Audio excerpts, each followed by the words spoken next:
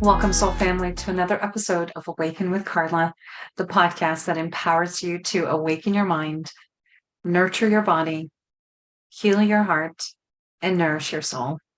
I am your host, Carla, and I'm so thrilled to have you here with me today.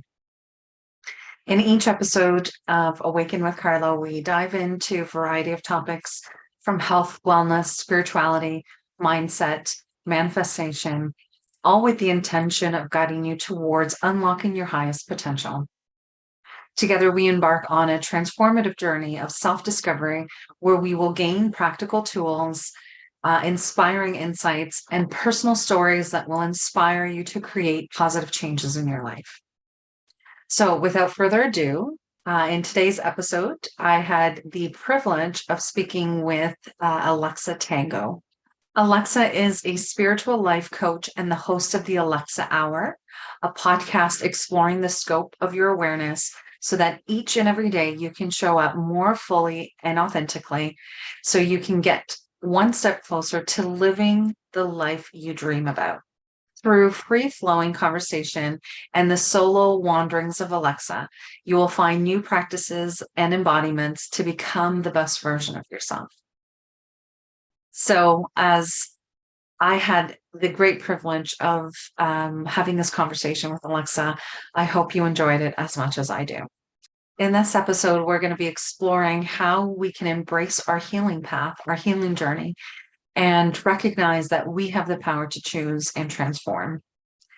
Alexa shares her unique perspective, some powerful tools and techniques that can help you transform your life in profound ways. Whether you're seeking guidance on health, emotional healing, spiritual awakening, or just simply aligning your mindset for success, you're in the right place. Our intention here is to provide you with the tools and inspiration for you to create a life that is filled with abundance, purpose, and fulfillment. Thank you for joining me on this incredible journey. And remember that the power to transform lies within you. Now, quick reminder before we jump in, if you enjoyed this episode, please be sure to like, share, subscribe, and download wherever you're listening on your favorite platform. So get ready to ignite your curiosity, expand your consciousness, and awaken the extraordinary that lies within you. Let's dive into today's episode of Awaken with Carla. Welcome. Thank you so much for being here, Alexa. I'm so happy you're here with me today. I'd love to just, jump right in and have you share a little bit about yourself and who you are and what you do. Yeah, thank you so much, Carla. I'm really excited to be here, and I love that we have this technology where you and I can connect, because I think Yes. our paths could cross. I don't know how they would otherwise, so I'm always grateful for that, but I'm grateful that you invited me on. Um and yeah, so I'm Alexa, and I am a life coach, spiritual life coach. And my full-time gig is not doing that. But what Carla and I were talking about before we got on here today is how we're both people that are using our weekends to build our weeks. And so Mhm. both of our weekends consist of pursuing our passions. Both of us have podcasts, and we both have very similar missions, which is really interesting too. My mission with mine is to help people uh, dive deeper and to see what these deeper questions are that will help them get closer to that highest, best version of themselves. Um, Mhm. while also realizing that the version that they are right now is completely whole, and you're not a project that needs to constantly be worked on. So Right. that's where it is the weekend currently, and that's what we're doing right now. Yes. Yeah. So I'm really passionate about that. That's my long-term goal, is to move this into my full-time gig. But full-time, I am with people all day, every day. I'm in sales, and that's a very spiritual journey in itself. So Mhm. I actually don't hate it because it applies to what I want to do for the rest of my life anyways. So it's been a very Right. cool process. Yeah. So, share with me how you are using sort of this perspective of using sales as like from a spiritual perspective? Because I think, a lot of people have a hard time with that. And when it comes to Yeah. sales and not feeling like it's pushy or sleazy, but you've just mentioned that you've been able to find a way to use sales or see sort of the spiritual aspect of ourselves in sales. So can you Mhm. share a little bit more about that? Yeah, yeah, absolutely. So everything in life is a sale. That's how Mhm, something I realized when I first got into it. I didn't get into sales for a while because I was pursuing the medical field. But then I realized even that is sales because when you choose a physician, you were sold on the physician. You like the physician, you like something they do, how they mhm, talk, whatever it is. And I mhm, had the same perception. I was like, oh, it's being sleazy or scammy or this or that. Uh, Absolutely, that can happen. Like if you're trying to con people out of something or say something that isn't true or just not be a decent human being when you're not actually trying to help someone. Yeah, that can be sleazy.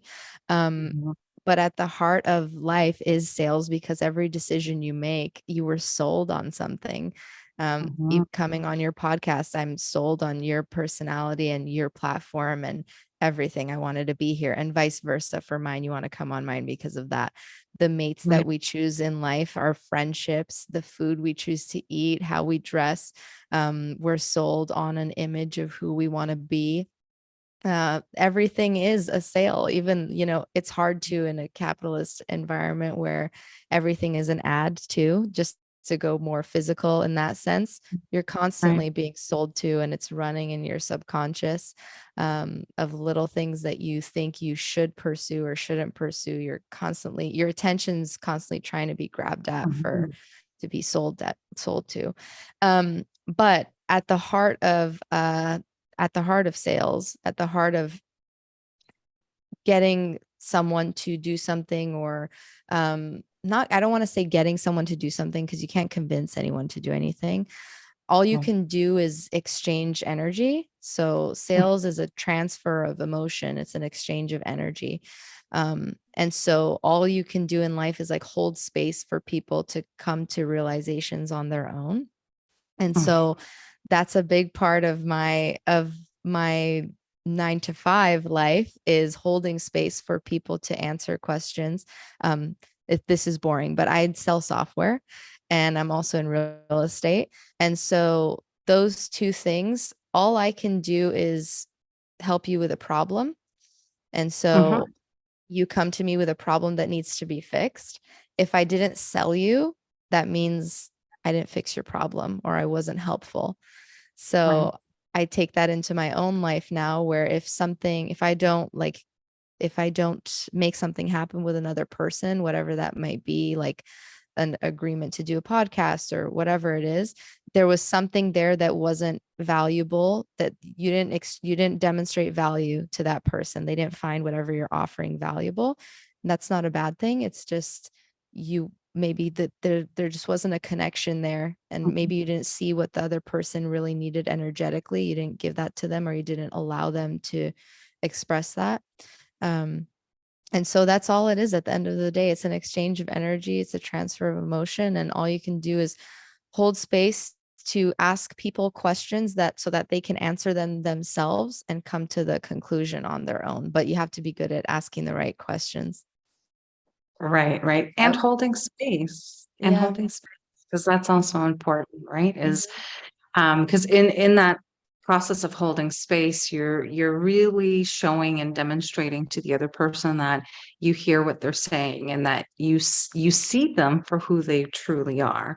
Mhm. And that's can be challenging for some people to really hold space for others and really allow others to be seen and heard. So Yeah. it's important to know when we are committing to holding space for someone that we Mhm. can set ourselves sort of um, aside. It's not about our ego. It's not about um, who we are, but rather about the individual that is in front of us that might need to express themselves or just have a moment where they feel like they're being seen or heard.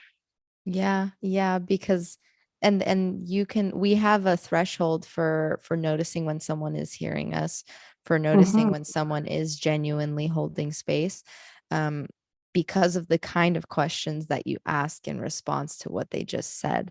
That shows Right. that you're holding space or not. Are you talking at them, or are you actually holding space? Right. And I think more of us need that than we think, a space to come to. And I think Mhm. that's why we all have our outlets, whether that's like therapy or just talking to a friend or what it is, whatever it is. We need more people in the world that can hold space, because we're complex. We're all complex, and we need Mhm. places to dump that out openly and freely without judgment. Mhm. Yeah. And place where we feel accepted and understood, right? Because like you said, we're all very different, and we are complex beings with um, I mean, we all have the same fundamental needs, but um, how we go about fulfilling those needs Yeah. is very different for people, for everyone, Right. right? And so navigating that can sometimes be challenging. And so it's important to find like a community and a network of people, like you said, whether it's your friends or family or therapists, or but that there is someone in your life that Mhm. you can go to for support, that understands you, that even vibrates at the same sort of frequency, so that they can Mhm. support you through that process. Yep, yep. And part of that process, it's a healing journey. And I think Mhm, we don't talk enough about how, or we do, but I think at least this is was my experience, where when I before I kind of entertained like the spiritual journey, I guess I would say, um, I was I wouldn't say like a devout Christian, but I grew up in the church. And so I didn't question too many things. I was just kind of like, there's God, and God has the plan, and that's how mhm, my life goes. And there's nothing really to heal, because it will all be healed if I just ask for forgiveness and all that stuff. mhm, Um, mhm, and so I viewed the healing process as, I do air quotes because like I kind of view it as like a continuum. There is no like end in sight for healing, right, because we're right, constantly being like, things are constantly being projected onto us ourselves. So we're constantly like unraveling all of that, and that is healing. mhm, But I used to view the healing journey or process as something that only people that went through something quote unquote traumatic, whatever mhm, traumatic is for you, mhm, would do. And I had a relatively, like, I had a normal childhood. I had great parents.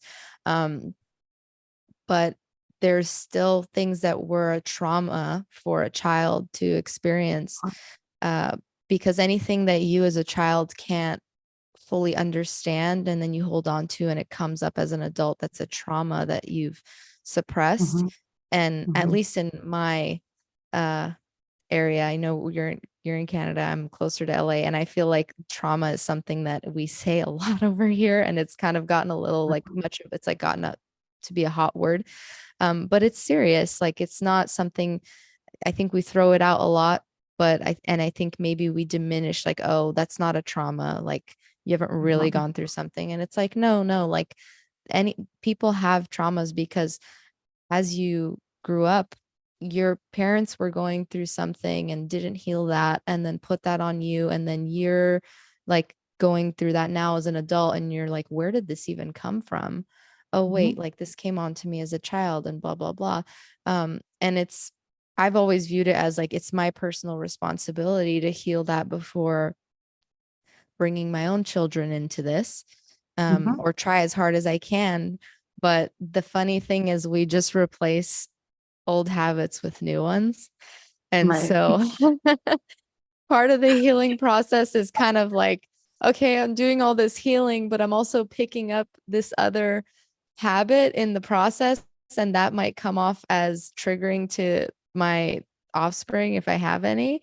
Um, Mhm, so healing is such a I don't even know how to explain it. It's the acceptance of everything you've experienced, but also the unraveling of these projections that were put onto you that you didn't even realize you have, these Mhm. judgments that you're making, you don't even remember where they came from. So it's that unraveling.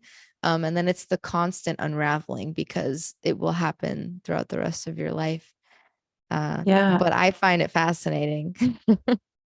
me too. And I mean, and I think that's one of the beauties of how sort of the subconscious mind works is that Mm, um, it's so powerful. It's such a powerful engine, our mind, our conscious, subconscious mind. But the unconscious mind stores all kinds of memories, memories from, similar to you. I also grew up in a very like religious or traditionally religious mhm, sort of family. But I questioned almost everything. mm, mhm, So there's a lot of things that just didn't make sense to me about yeah, how, I was supposed to believe in a God that was going to just punish me for everything that I did that was considered a sin. And I just had a mhm, really hard time wrapping my head around that rather than, and I still believe in God and I still believe that there is a higher power and I still believe that, we are meant to do great things for each other and mhm, we're supposed to hold each other in kindness and compassion. So those fundamental views that stem from religion are part of my foundation, absolutely. But I mhm, have a view of sort of my spirituality in a way that um, feels a little bit more loving and embracing, where, mhm, I look at that higher power as um, someone who loves me, someone who is ready to embrace me, whether I have my faults or whether I do something that is quote unquote what would be considered perfect based on our worldly definitions.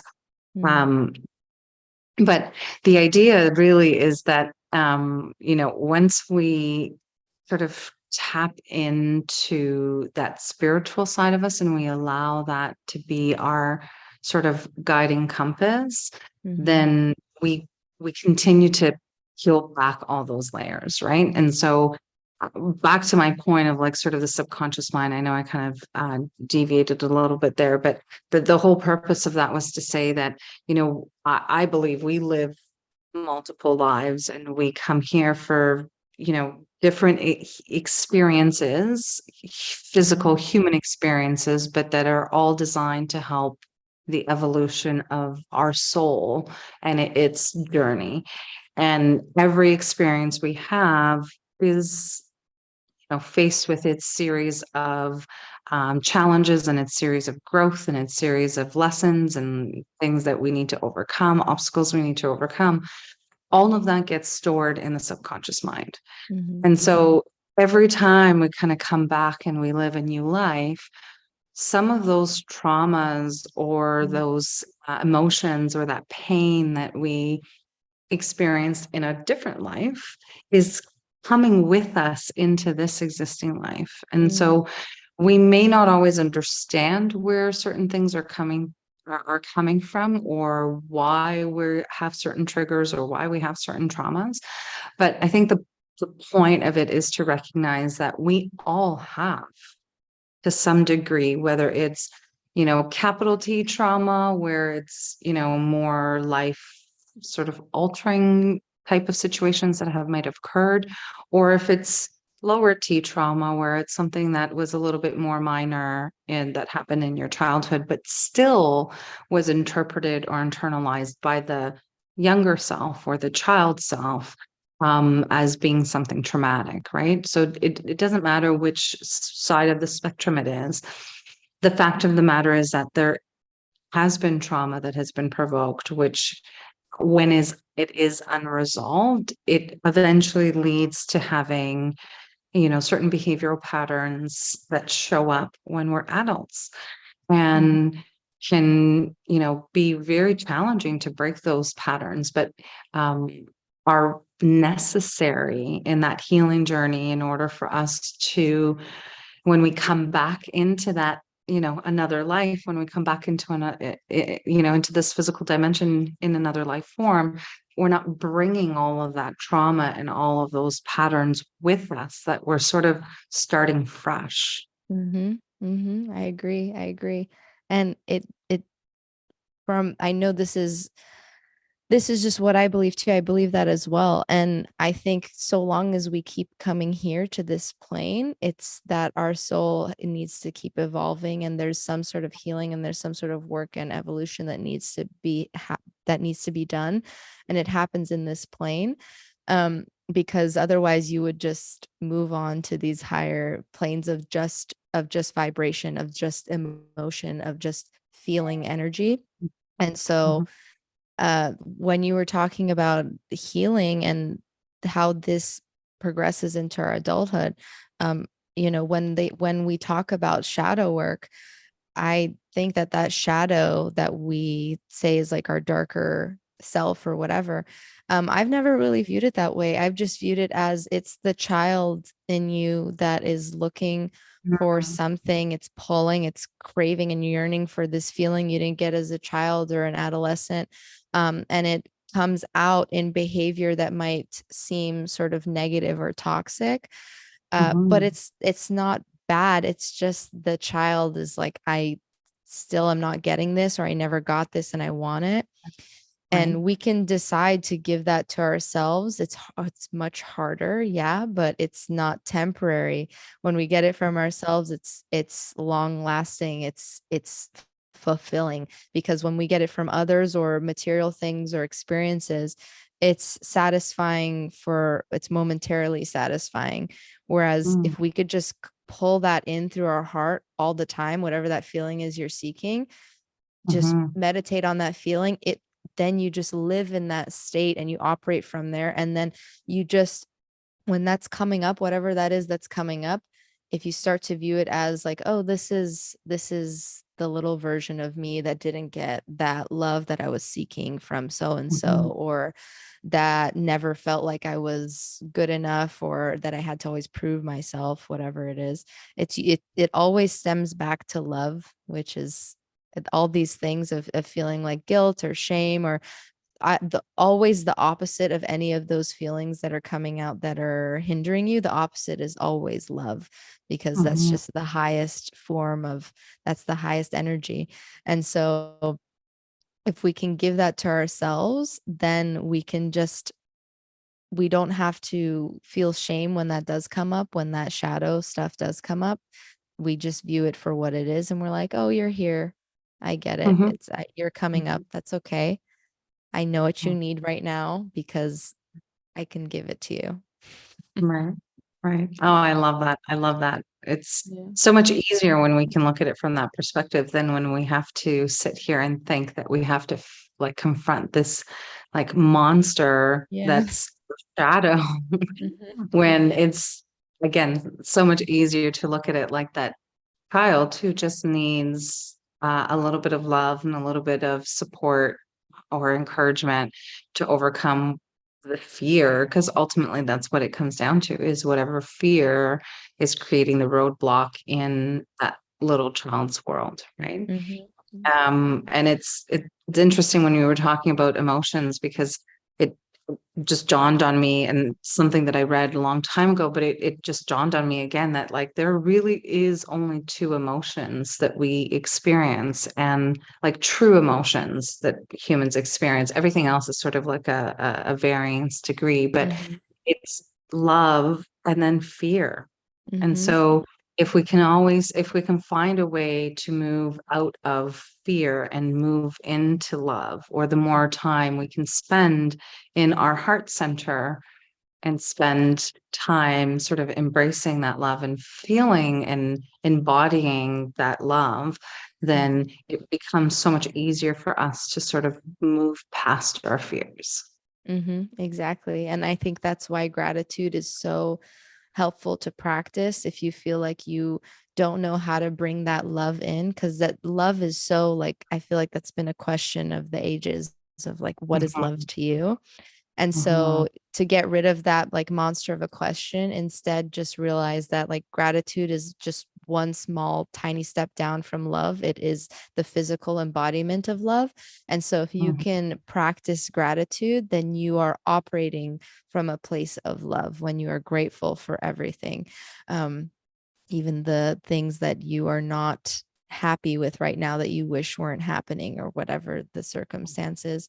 And I think it's a practice that once you start to, so it starts out as like a little bit of a task. You view it as a task of like, I'm going to practice gratitude today. That's my word of the day. That's my intention. Then it eventually becomes a state of being where you're like, I am just a grateful person.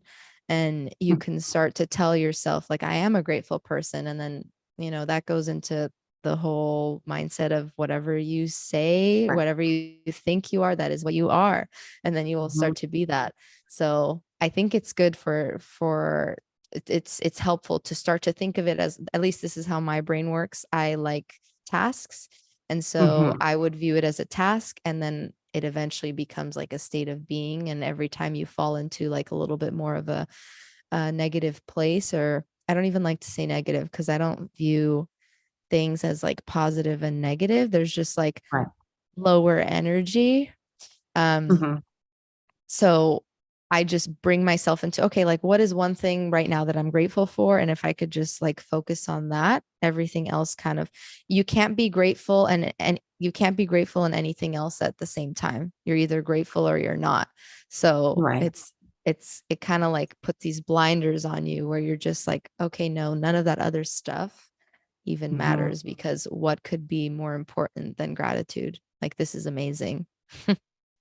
Right. And I love, so I teach my students so many different techniques, but one of the techniques that I teach my students is something called anchoring. Not Hmm. sure if you've heard of it, but it's Hmm. basically where you use a certain trigger point on your body. And typically you're looking for a point on your body that is not something you would commonly touch on a Hmm. regular basis for other reasons. It's Hmm. it's designed to be a point that you would specifically associate certain emotions with, so that Mm, when you trigger that point, you actually activate those emotions in the moment. So again, it's designed to, like, if you want to instill more confidence or more courage, um, just before you go into like sort of a live speaking engagement, or you go on stage, or you go in front of your boss, or whatever the case may be, whatever the circumstances. But if you're looking to instill that confidence or that, courage, you can activate that trigger point and immediately change your state of being mm, from, maybe having feeling that fear or that lack of confidence, to automatically and then immediately feeling more powerful and more confident. So we can do that with any state of being. And just to your point, like, we can actually choose that in a moment, in any given moment, to change how we're feeling.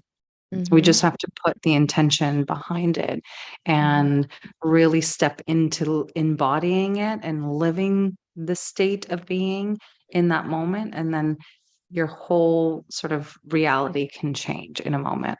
mhm. I think the power to choose is like the most beautiful part, what you said. And it's Mhm. it sounds, because I know exactly what this feels like, where I was at rock bottom, and I would I was just in the midst of like clinging to as many resources as I could, because I thought that would get me out of the hole, listen to as many Mhm. like Alan Watts videos as possible, or read as many books as possible, and things like that, to like try to jumpstart this spiritual journey of healing, which I realize is not how it works.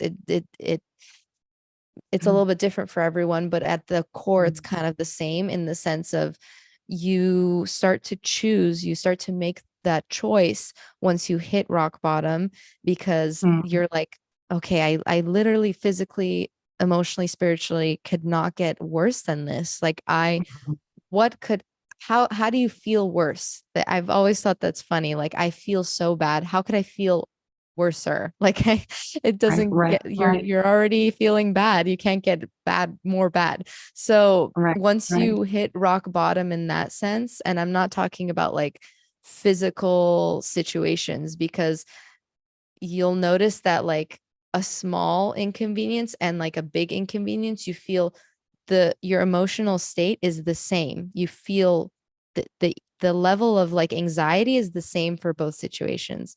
So once Mhm, you realize like, oh my God, I can control this emotion, like I actually am the puppeteer of all of mhm, this, versus like my mhm, mind is controlling me and oh no, anxiety is coming up and now I have to like deal with anxiety. Instead, you could do two things. You can observe it and say like, okay, this is here right now and it's going to pass, or you can do something like actively to get out of that state of mind, state of being, if you know what that thing is for you. If it's as simple as going outside or doing some breath work or doing some tapping or mhm, something like that, find what that is. um but yeah, we can choose, but you only start choosing once you have that epiphany of like, oh my God, I'm creating this weird little fight in my head with myself. And then it right, becomes kind of funny where you're like, I'm literally fighting with myself. Nothing's going on. right, right. And then you come to realize that in so many cases, you are your worst enemy and have been Always. sabotaging pretty much your whole entire life. Yet, when you are in that state of mind or in that state of being, you're externalizing it and looking at all of the things outside of you as to why things are not working out, or as to being the reasons why things aren't working out, right? When what we Yep. really have to do is take a step back and start to look internally at Mm-hmm. ourselves. And Mm-hmm. when we do that and start to go on that healing journey is when the external world starts to change. We Mm-hmm. can't change the external world until we change our internal world. Right. Um, but I wanted to pick your brain about something because I find this phenomenon to be so interesting that for whatever reason, it requires like humans, it requires us to hit rock bottom Mm. in order to make the like life transformational changes that we ultimately seek, or we ultimately need to, in order to bring in all Mm-hmm. of the new things into our life.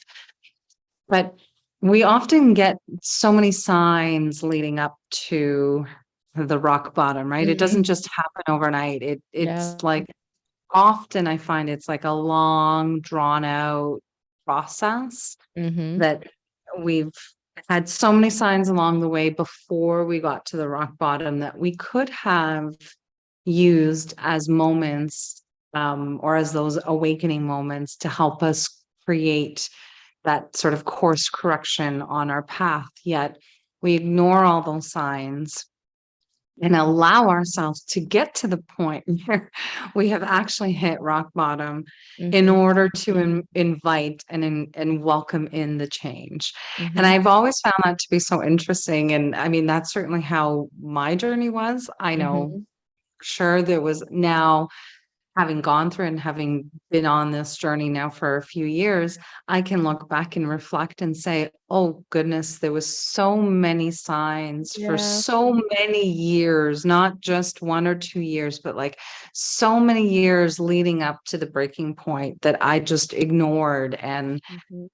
never paid attention to. And Mm-hmm.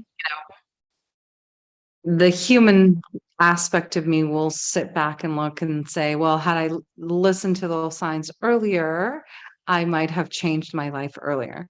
But Mm-hmm. then there's the spiritual side of me that understands that everything also happens for a reason at Yep. the exact time that it's meant to. So, Yep. as much as I may be looking back to say now, it's so much easier to look back and say, oh, I could have, would have, should have done all of these things. Mm-hmm. Everything happens in its divine time when it should have happened and when it's meant Mm-hmm. to happen. So maybe if you can share a little bit about your story and your experience with that whole sort of journey and what helped you overcome it. Yeah, yeah. I think the way you explained that was beautiful because you kind of hit the nail on the head of how the universe whispers until it screams. And Mm, we don't, the reason we don't make change when it's in the whisper stage of like the little signs is because we're just comfortable. We're like mhm, uncomfortable, but we're not like dying to get out of our situation, whatever that is. So no mhm, change happens until you're like, oh my God, I physically like I can't do this anymore. So mhm, if you're in that state of like, I'm, this kind of sucks, but whatever, nothing's gonna change. Like you will do the same thing tomorrow and the next day and the next day.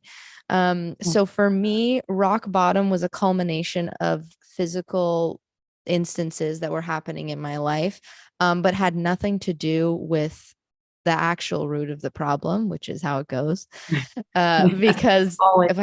if I look at my situation now, my life now, it's not like all those things just disappeared and went away. Like Right. they're still floating around. Some of those things have eased out and flattened out, and they're not like they're not a hot thing for me anymore. But they're still going on. And Mhm, but I feel like they're gone because I went inside and was like, what is going on? Like, why is this so triggering? So for the external story, rock bottom for me was a couple years ago. Um, I basically like kind of black sheeped myself from my family, from my immediate family, because I started to make these choices of like, I want to do what makes me happy. And I grew up in a more conservative family mhm, and grew up with those views as well. But I, like you, questioned a lot of things. But I just kind of like I was so consumed with pursuing the perfect path, whatever that I thought that was, that I wasn't right. really thinking about questioning these deeper things at the time because I was like, this is just the way it is. So then I was starting to hit a point where I was like, no, I'm like it was kind of like I got hit by a train. I was like, wait, I'm like a full grown woman and I'm like believing these things and living out a life that I don't remember choosing. I don't remember wanting these things. I feel like I was told that this is what I should do or what I should believe or think or what I should value and not value. So I started to kind of like inch in those decisions or ways of thinking and perspectives into my own life, and it started to show externally to my family, and obviously that caused its own ruckus. Um, and having that separation from them, I went into like a full, for me it felt like depression because I've never experienced like uh I've never experienced that feeling before. So I know depression is different for everyone, but for me, it felt like depression, um, where I was fully functioning, obviously, but I just was constantly in just a negative thought spiral and going down like hole after hole of just I'm not good enough. What am I doing? Why am I making these choices? Is there something wrong with me that I'm so different from my family or whatever? So that put me into like an isolation where I started to hit rock bottom emotionally because I just felt really alone. I have my partner, and that was probably what helped me the most in this journey. But at the end of the day, it was also myself because no matter who you have around you, the best friends, the best partner, they can lead you to the water, but they can't like force you to drink. You have to do it for yourself.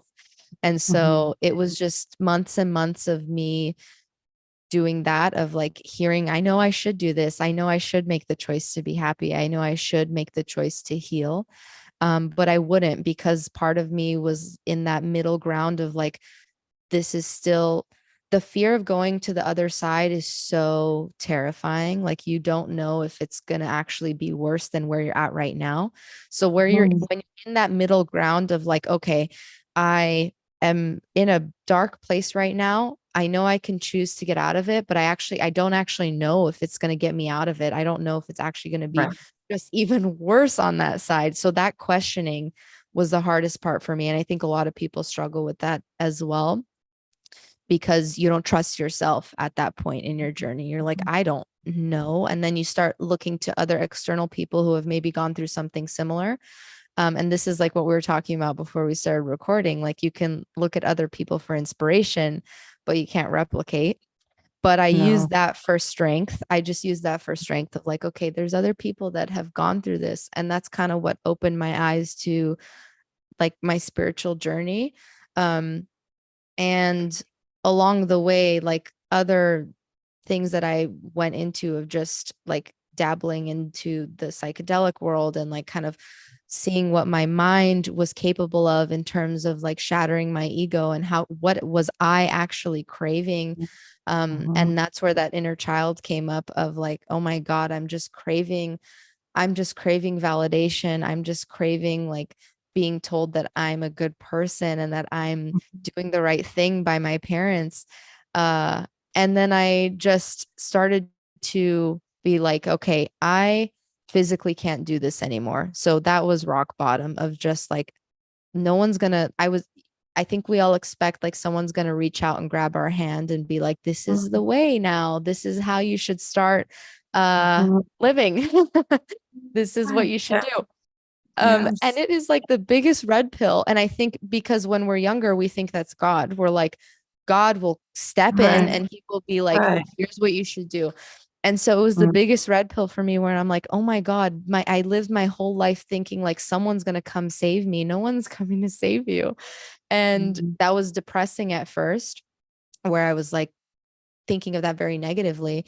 But then I made that empowering. That's very empowering when you can actually think about it for what it is. No one's coming to save you. You Mm-hmm. can do it for yourself because you're able to do it for yourself. You're capable. Um, Mm-hmm. and you just have to you have to find what where that is within you.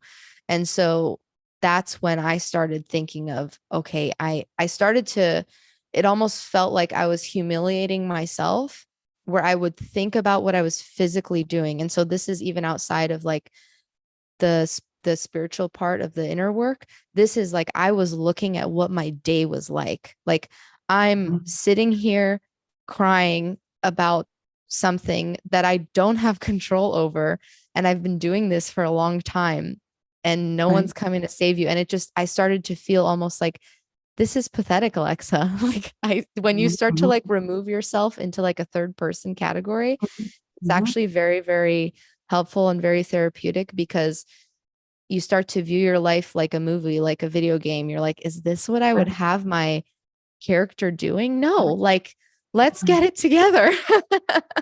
So Yeah. then I started having fun with it. And I was like, this is not what I would be doing right now at all. But Mm-hmm. also, it's so necessary, because how am I going to get where I'm going unless I feel this feeling for all that it is in this moment? Right. And you start to craft, okay, what does that life look like? What do I physically need to do now to get there? um and then once you realize like none of the physical stuff can happen until you start doing the internal stuff, becomes a little bit of like a fake it, for me it became like a fake it till you make it situation of like, I feel crappy right now, but I'm going to tell myself I don't, and I'm going to do one thing that will get me closer to that. And it's those Mm-hmm. baby steps. And giving yourself, again, I just started giving myself all that stuff I realized was bubbling to the surface because of childhood things I didn't get or didn't feel. And that's like a list for it's a laundry list for everybody, right? But at the end of the day, it goes down to love. Mm-hmm. Whether we It's all feel love. worthy, whether we feel good enough, whether we feel lovable, more often than Mm-hmm. not, I find that the root of a lot of our issues and blockages and challenges that we face really just sum back down to those handful of things. Whether we Mm-hmm. feel, whether we feel good enough, worthy enough, lovable. Um, yeah, I think it all stems from there, and a lot of it stems from childhood, like you said.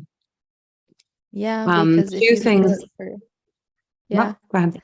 Go ahead. I was just gonna say, if you feel it for yourself, like nothing will, nothing, everything outside of you will just become like a neutral topic, a neutral point. When someone is not giving you what you need, you're like, or what you feel like you should have, you're like, okay, like that person has something going on that has nothing to do with me. So Yeah, you exactly. don't So get much easier affected. to separate yourself Mm-hmm. from the situation. Mm-hmm. Yep.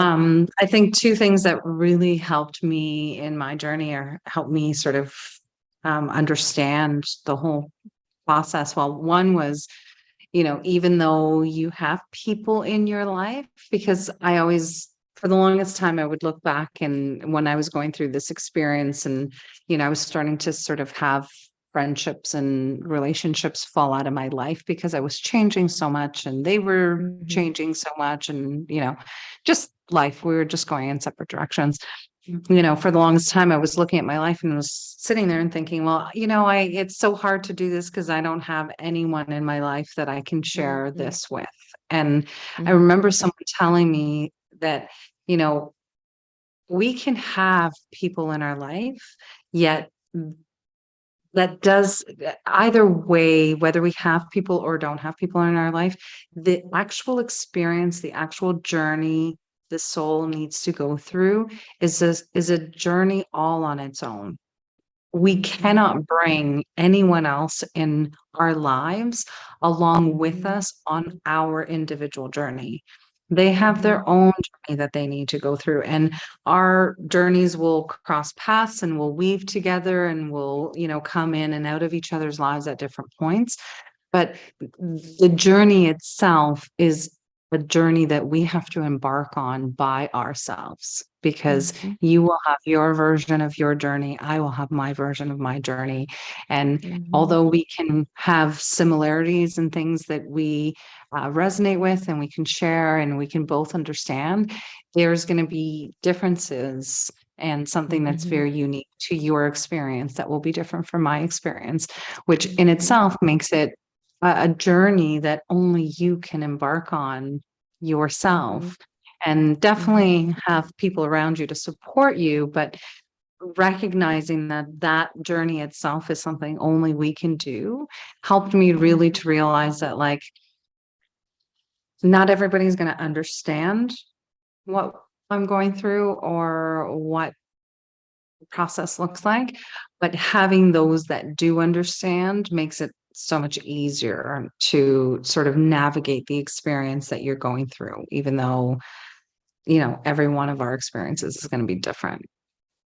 Right. I think it's important to have those sounding boards, but it's just so you can feel less alone. And Yes. the funny thing is even craving that during the journey is like something I was like I also went deeper into and was like, wait, why do I want to talk to someone about this? It's because Hmm. I feel alone. Why do I feel alone? Da, da, da, da, da. So, Right. and then you realize, I mean, you're always alone. All you have at the end of the day is yourself. You can Mhm. surround yourself with as many people as you want. This dialogue is going on in your head. Um, Exactly. and yeah, it's to help you and maybe give you some, again, a lot of it too is it's placed divinely for you too. That's what I think, at least, is Mhm. the people you come across during the journey. Um, you're going through it by yourself, but there might have been someone that was placed there for you to have a realization you might not have had by yourself, just ruminating on things in your own head. Right. So like it's important not to diminish those as well. Like it's Of you're going course. through it alone, but these things happen and you there's no coincidences. I No, don't think so. Yeah. no, me neither. Absolutely not. I think everything happens for a reason, and we have to be open. We just have to stay open to whatever shows up in our life, and not sort of just Mhm. shut it down and try to rationalize everything, because I think, you know, we're so many of us are so like anchored into this physical dimension that we sometimes forget that we are spiritual beings going through Yeah. a physical Yeah. human experience. But that the reality is that we can connect with each other. We can connect to God. We can connect to the divine. And when we stay open to that, the opportunities, A, become endless, but B, Mhm. I think things start to flow a little bit easier in our life when Yeah. we stay a little bit more open rather than just kind of Mhm. resisting everything. Yeah, you have to be open. Are you a do you know Michael Singer? Are you a Michael Singer fan at all? I do know Michael Singer. Yes, yes. I think I got When you were one of his saying, courses a couple years oh ago. yeah. Yeah, Yeah. he talks a lot about, because you made me think of when we're open, he talks a lot about living a life of surrender, Mm, because when, like, I think we have this image that at least I did for many years, and it happens all the time still, where I'm like, okay, like at this point in my life is when I will be like, ooh, I'm just good. I'm just right, good. Like it's all right. going good. And that's not coming. No. It's not gonna happen. So like living a life of surrender where you realize like all this things are always going to happen. And if you keep clinging to every little thing, you're like, well, I can't be happy right now because this thing is happening. Mhm. You'll just constantly live in that state. So just be open to that experience and then just allow whatever happens to happen. I know that's so much easier said than done, but if you Right. realize that like it's gonna happen regardless, so it's like Mhm. you might as well just surrender to it rather than fight the entire experience. You're gonna be Mhm. better off. Oh, couldn't agree more. Yeah, couldn't agree Yeah. more. It's Yeah. like the analogy of like, are we swimming upstream or are we swimming downstream? Are we going against the natural rhythm and flow of the water, or are we, Mhm. swimming up, trying to, Mhm. go against that current and against that resistance? Mhm. And, we, so many of us do it, and we all do it and have done it at different points of our lives where we're, swimming against the current and we're looking at our lives wondering why it feels so challenging. But if we just sort Mhm. of let go and surrender, like you said, we can actually Mhm. start to go with more ease and less force, and we can actually start to preserve more of our energy, right? Because we're not going against the current, we're going with the current. Right, right. And you can bring that into any part of your life. I mean, if you don't like let's say you don't like your job, there's your spirit is everywhere. You can Hmm. find how part of your job is spiritual. Everything is spiritual. And so if you always have the power to change your reality. That's just that's kind of like the core message that I always like to keep in my mind. If there's something you really don't like about, you can't change what's happening to you, like an external situation, but you can always handle you can always control how you react to it. So I Hmm. just keep that in mind and remember that that's how I can control my reality, is I can just control how I react to this situation. That's all. Right. Yep. Right. Yeah. And it's funny you were saying that because I was just speaking to my cousin yesterday about that. It's like, it's not about coming to a point in our life and saying, oh, well, all these things are happening and they're out of my control. And so, you just kind of sit back and you just don't do anything about it. It's really about Mhm. saying, okay, these things are happening.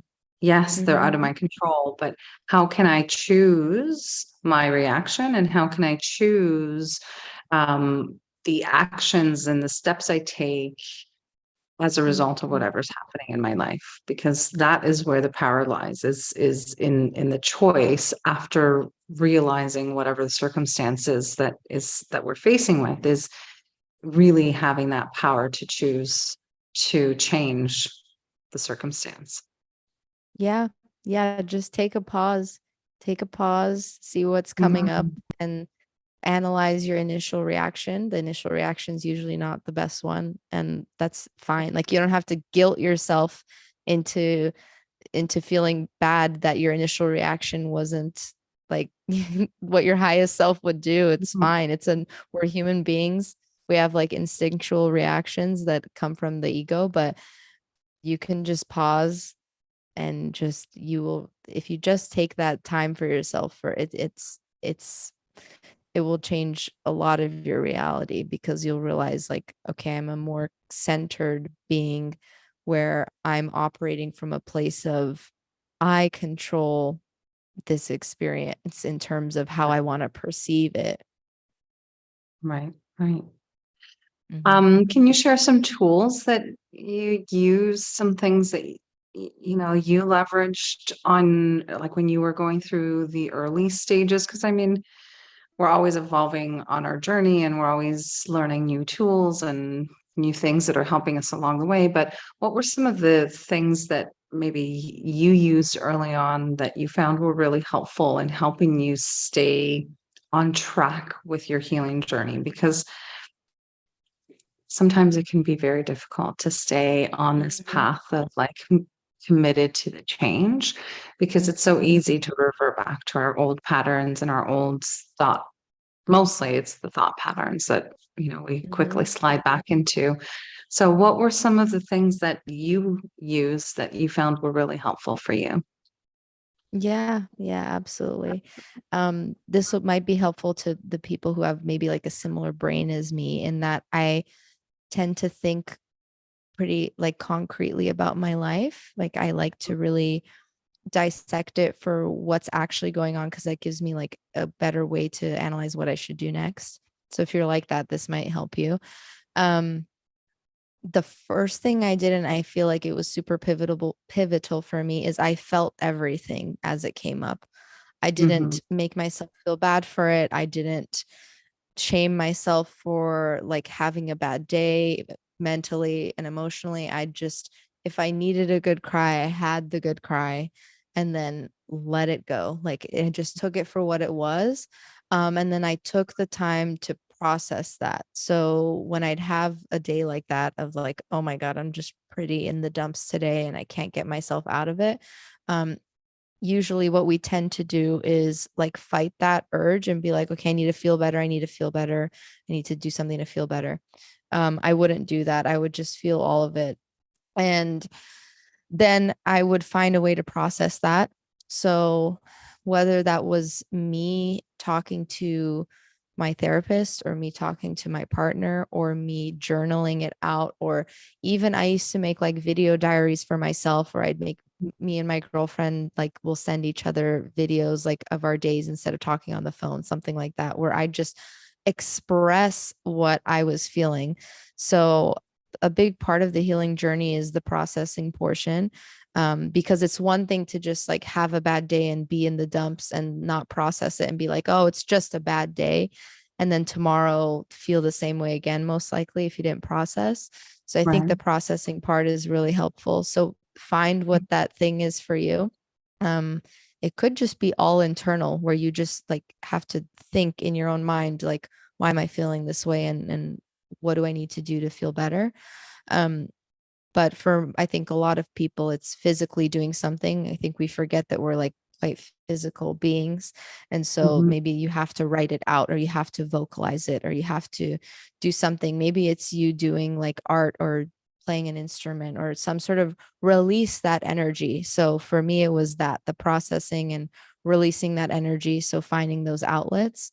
Um, and then the next thing was also starting to whatever those things that would come up that I I had to dissect those things that would come up. So for me, if it was like guilt or shame, I couldn't just like leave it at that. I would try to like create like sort of a trail for me to follow of like where is the guilt or shame coming from?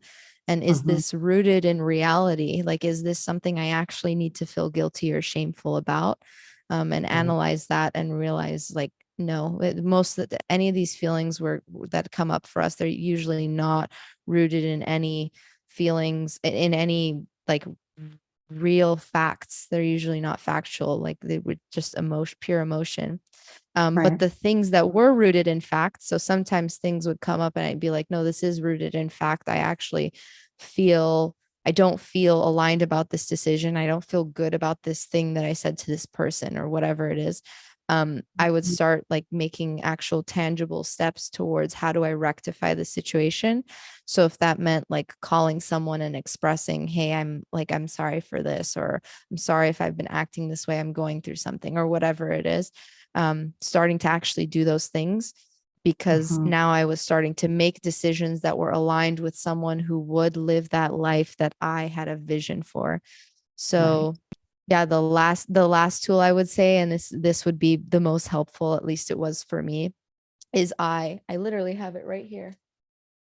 I have this pinned always on my desk, and it is I've titled it The Woman of My Dreams, and Mm. I've explained her both like physically, as in like what I physically do every day, and how Mhm. I behave, how I speak, how I act, how I react to things, Mhm. the kind of relationships I have in my life. And I wrote this before this is when I was in like a darker place, but I started to have a vision of who that person was. Mhm. And so every day, at first it was overwhelming because I'm like, I feel so far from that person.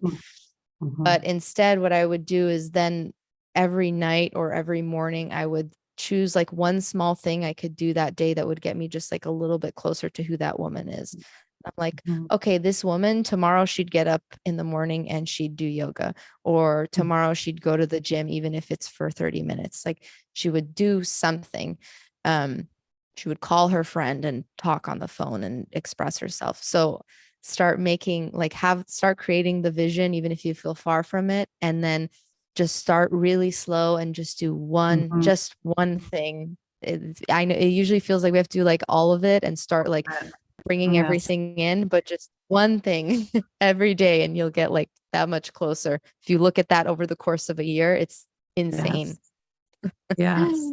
Oh, I Yeah. love that. Yeah. Thank you for that reminder. I mean, I've gone through a similar process of like creating like my version 2.0, Mhm.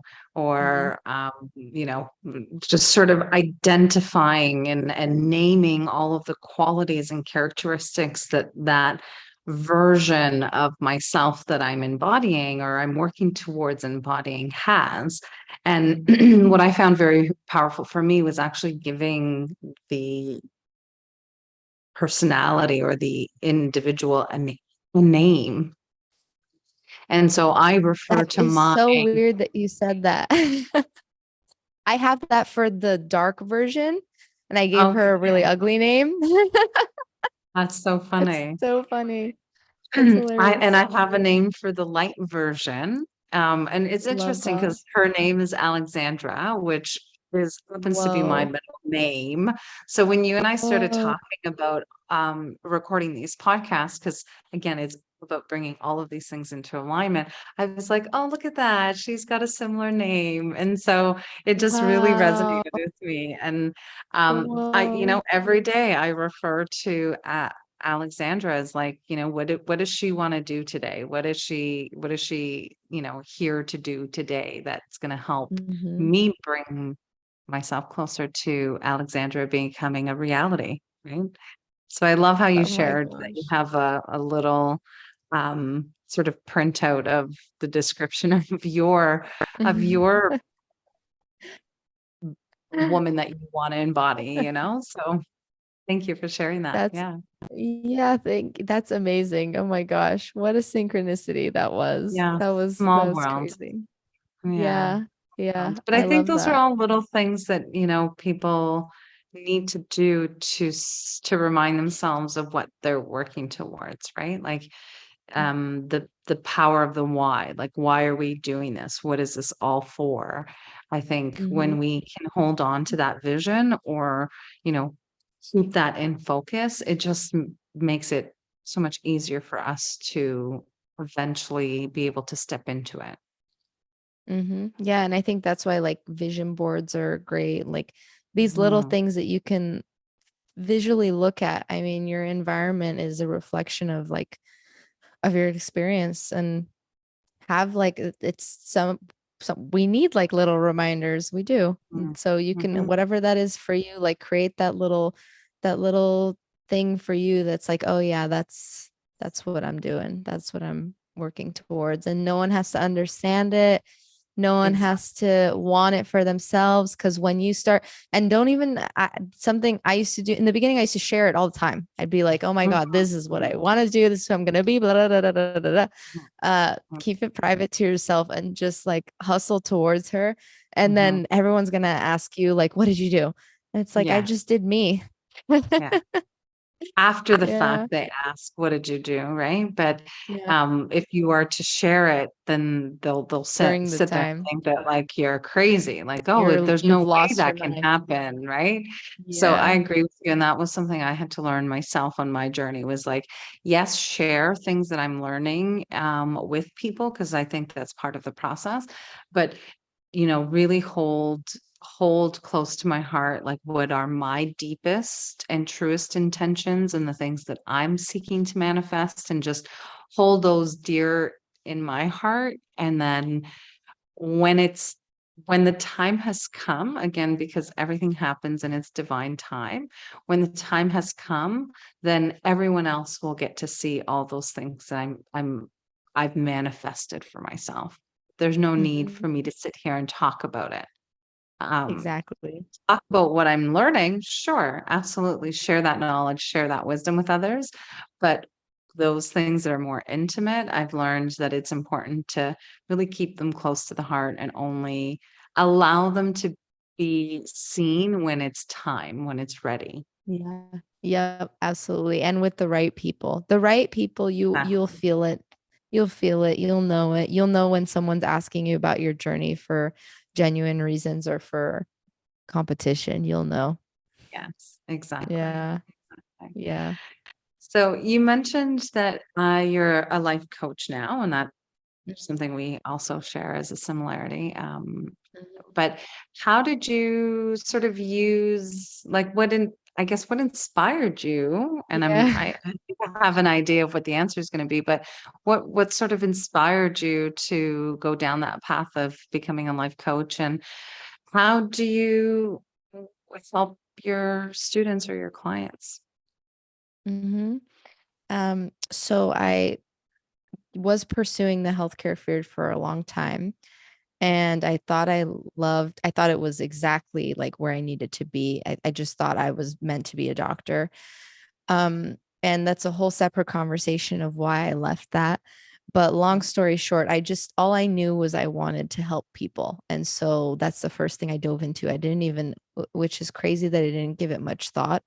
I mean, that's like a huge chunk of my life. I just decided I was going to sacrifice to academia without thinking deeply about it. I mean, I knew I was going to enjoy the people portion of it. Right. So I just kind of dealt with the fact that most people hate their lives in medical school. And so I was like, okay, well, this is part of academia. So uh, accepted that. But then I started to realize that the career was more about how much you loved medicine versus the people portion. At least that was my perception. And so I that wasn't strong enough for me. I didn't love medicine as much as I think a physician should, but I knew I loved the people portion. So I just made that decision to leave and was like, okay, I'm going to see where the chips fall at this point. And because I know I can help people, I know I'm good at holding space, but maybe that's not as a doctor. And Yeah. so then I started entertaining that's when my spiritual journey started. That's when I was hitting rock, but all of this was happening at the same time of hitting rock bottom. Yeah. So I was really, it's so funny how things like that Empowered. happen. It always all happens at the same time. Not like one Yeah. thing or another. So everything was happening at the same time. But that's also what gave me the courage to step out of that because I'd Right. felt like I'd blown up my life. And I was like, well, I can, what's, whatever, like we're already here. Right. How much worse So can you do at this point, right? exactly, exactly. So, um, and part of this is like, I don't know if it's again, I don't believe in coincidences, but at the same time, a lot of the content I absorb is around the self-help field and development and spirituality.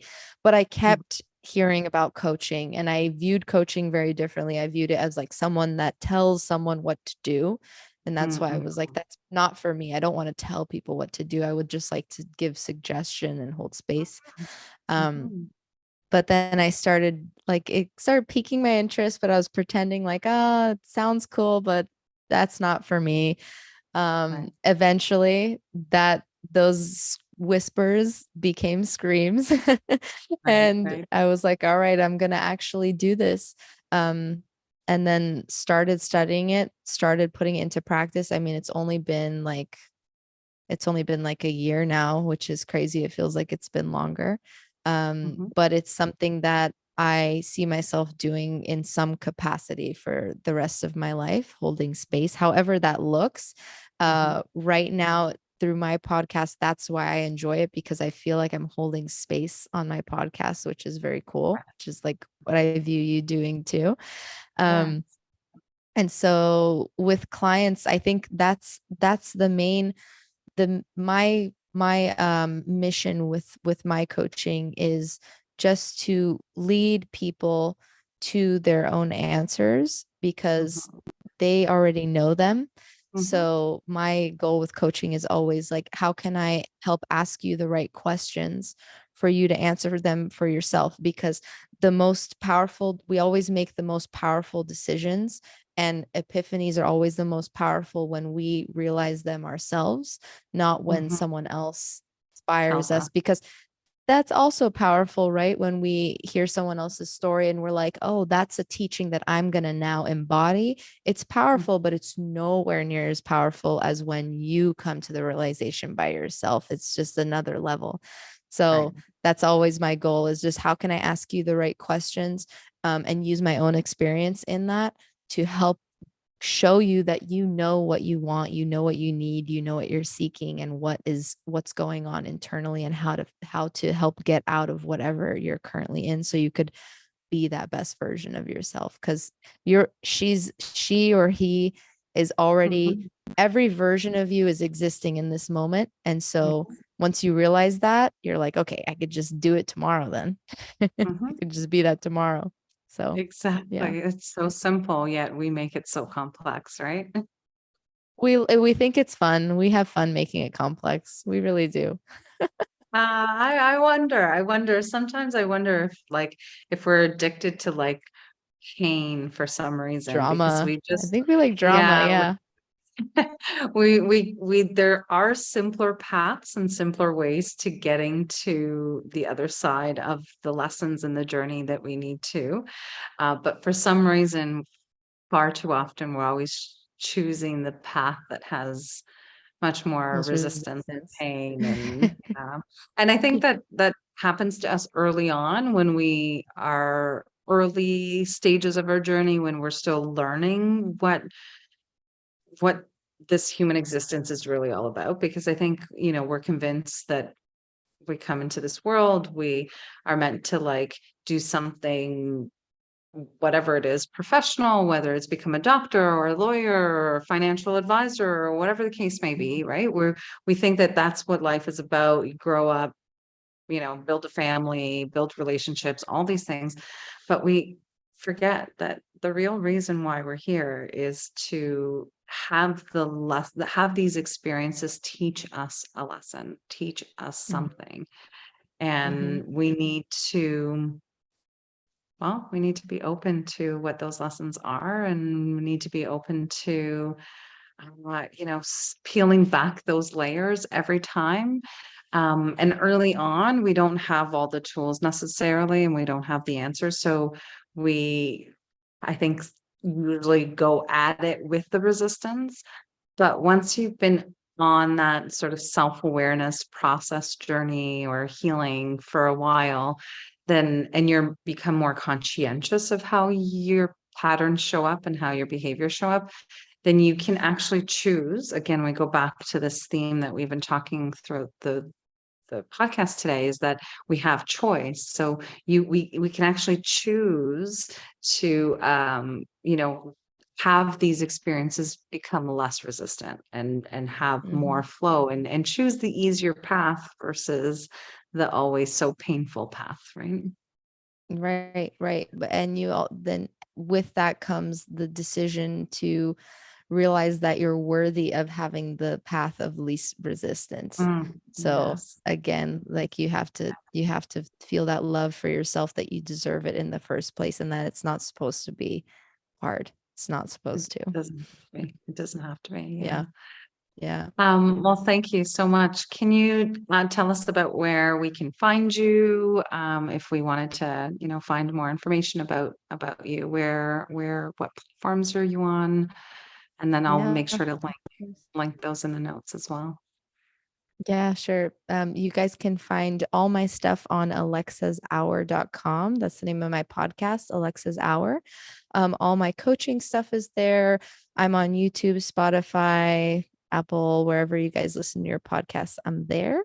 Um, and anyone that wants to apply for coaching, I only take on 4 people at a time. So I am wrapping up right now with people. So I'm about to open up soon for more people. So if you want to apply, go for it. And I usually set up a chat ahead of time to see if we jive and if I'm the right person for you as a coach ahead of time and all that good stuff. But my podcast and all my info is there too. And you can reach out to me through email there as well, and everything's there. Yeah. Amazing.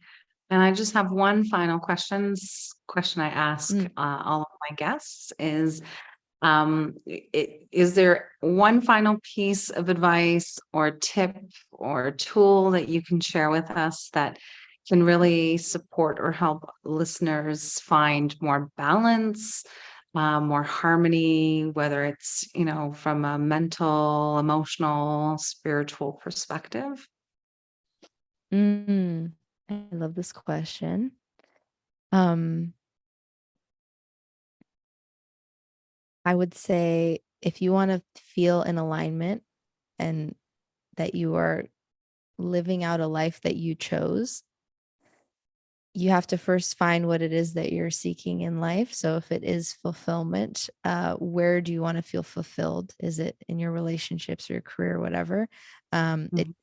Also realize that it doesn't matter which area it is. So long as you are not making the decisions that you want to make for yourself, you won't feel in alignment. So start to think about what you want out of your life and remove the idea that anything is selfish. Selfishness is not a bad thing.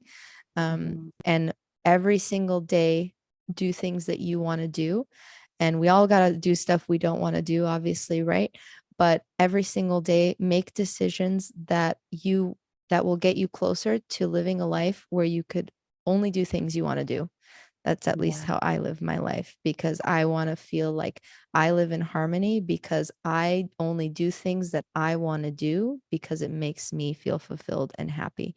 And it's not selfish to think otherwise. So remove that idea of selfishness and realize that at the end of the day, you're all that matters. That's just the truth. Oh, I love that. I love that. Thank you so much for sharing. It was so lovely having you here Thank today you. and so lovely having this conversation with you. And I hope our listeners, found it as valuable and as fulfilling as I did, just, getting to know you a little bit more and learning a little bit more about you and your experience. So again, thank you so much. I would love to, entertain chatting with you again about other topics and picking your brain. I know we chatted about that Yeah, earlier, so maybe we can figure that out and have you back on the show again another time. absolutely. Thank you so much for having me here. This was wonderful. Really appreciate you. Thank you. I appreciate you as well. Thank you so much. Thank you for joining me on yet again another transformative episode of Awaken with Carla. I do hope that you found some inspiration, some guidance, or even some practical tools that you can apply into your own life. So, as we come to an end on this episode, I just wanted to take a moment to highlight some of the things that I learned in my conversation with Alexa. It's important to remember that we cannot be grateful and hold on to that emotion of being grateful, and at the same time, hold on to another negative feeling. And so it's important for us to find all the moments and as many moments as we can in our life to hold on and be grateful for the things that are showing up. Because when we're holding that emotion of gratitude, again, our body, our sensations, our mind, everything about us just creating an experience of gratitude. And so it's very difficult to have that experience and also be in a negative mindset at the same time. So the more we can lean into being grateful, the more we can actually start to move away from those other heavier emotions that we can sometimes feel.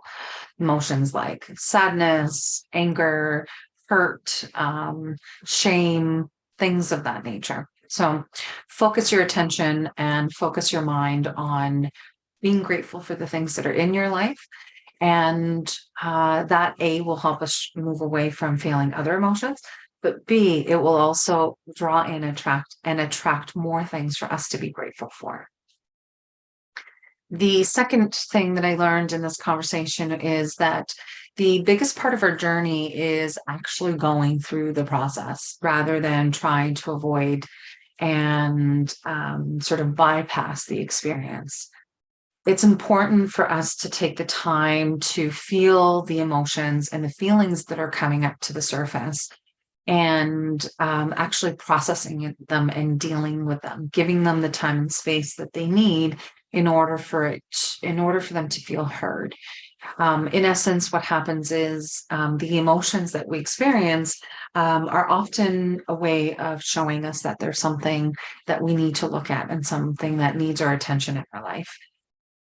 And so it's important for us to give that time and space to our emotions so that they feel heard, they feel seen, and then it allows us the opportunity to actually resolve whatever is showing up for us, rather than what we've been conditioned to do all our lives is kind of sort of brush those emotions under the rug and just keep pushing forward. Yes, we do want to move forward, but we want to make sure that we're moving forward um, with a clear conscience, without any baggage, and without any pain or hurt from whatever life experiences we've had. The other thing that I really enjoyed from this conversation was that just in that moment of sort of bringing about or creating a new version of ourselves, I like how Alexa shared her own practical tool that she uses in keeping that version of herself sort of alive and in the forefront is that she actually wrote a letter to herself, to that beautiful version of the person that she is working on embodying. And I've done something similar with just, making sure that I itemize all of those characteristics. I've certainly provided or given my new version a name in which I can sort of reference it by to, again, breathe that life and bring it more into existence. But I love the practice of actually taking a moment and writing a letter to that new version of yourself. And so that's something that I will be doing myself, just again to continue to find ways to embody that new version. And as I mentioned, to just breathe more life so that the more light I can bring into that new version, the closer I can get to being that person and that version of myself. So I encourage all of you out there, if you are on this healing journey and you are looking to create a new version of yourself, then take a moment to identify what that version looks like. What are some of the characteristics, the behaviors, the things that it does, what does it wear? What does this new version of you wear? All of these things. And once you're done, make sure that you give it a name and write yourself a letter where you can pin it somewhere in your room, in your office, on your wall, somewhere where you can see it on a regular basis so that you have that constant reminder of what it is that you're working towards. So again, I hope that you found this conversation insightful, and that there's some practical tools here that you can take away so that you can implement it into your own journey of healing and personal growth. Remember that healing, self-discovery, spirituality is a lifelong pursuit. And so I encourage you to continue exploring and learning and growing in your own unique way. If you have any questions or you would like to share your experience, I would definitely love to hear from you. So make sure that you connect with me either through social media or visit my website or send me an email. Remember that you're not alone on this journey and that I'm here to support you every step of the way.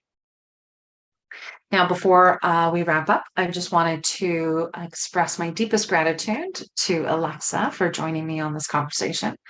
Her wisdom and expertise definitely added tremendous value to this episode. And certainly, I hope that you've learned something along the way. Also, her information will be included in the show notes, so make sure to check that out. And lastly, I wanted to take a moment to thank you, the listeners, for being a part of this community, for providing me your feedback and your support. Certainly couldn't be doing this without you. And remember that together we're creating a space where we're growing, we're connecting, and we're transforming together. So if you enjoyed this episode, remember to do the things, all those things, to like, share, subscribe, and download wherever you're listening to this episode. And just a reminder that the support that you show me means a lot to me, and it helps me to continue on this mission to empower individuals to find their own greatness. And then lastly, remember that the power to awaken and live your best life is within you. You have everything you need to manifest your dreams and create a life that is filled with meaning and purpose. Until next time, keep embracing your journey of self-discovery, nurturing your well-being, and awakening the extraordinary that lies within you. Stay tuned for more empowering episodes of Awaken with Carla. May you find peace, love, and light on your path.